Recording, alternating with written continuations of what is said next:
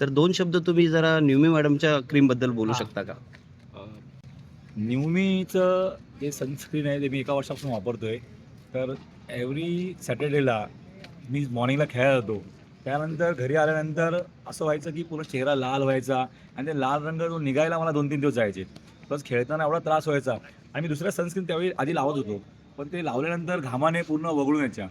तर तो एक त्रास होता. तर तेव्हापासून मी राजलक्ष्मी मॅडमला भेटलो आणि त्यांच्यापासून मी जी सनस्क्रीन घेतली न्यूमीची, त्यानंतर फरक असा पडला की ते लावल्यानंतर ती बघा काय डाग येत नाही, चिकटपणा येत नाही. उन्हात काल मी दिवसभर खेळलो तरी घरी गेल्यानंतर कसलेही रॅशेस नाही, लालपणा नाही आणि महत्त्वाचं उन्हात खेळताना पण तो वगळून जो येतो ना घामाबरोबर, ते झालं नाही. तर मी स्वतः वापरतोय. तर मी 100% रिकमेंड करेन की प्रत्येकाने जे उन्हात खेळतात त्यांनी ते वापरलंच पाहिजे. त्याचबरोबर मी फक्त शनिवार रविवार वापरत नाही आहे. ते एव्हरीडे जेव्हा मी घरात निघतो ऑफिसला आणि ऑफिसला निघताना पण मी ते लावूनच निघतोय. तर मी पुन्हा एकदा सांगतो, मी स्वतः वापरतोय म्हणून मला विश्वास आहे. न्यूमीचं सनस्क्रीन एकदा वापरून बघा. तुम्ही बाकीचे जे आहेत ब्रँडेड तर तुम्ही विसरून जाल आणि सोडून टाकाल. खरंच आणि तुम्ही तर काल मॅन ऑफ द मॅच पण जिंकलात. अरे congratulation sir, congratulation. Thank you. Thank you.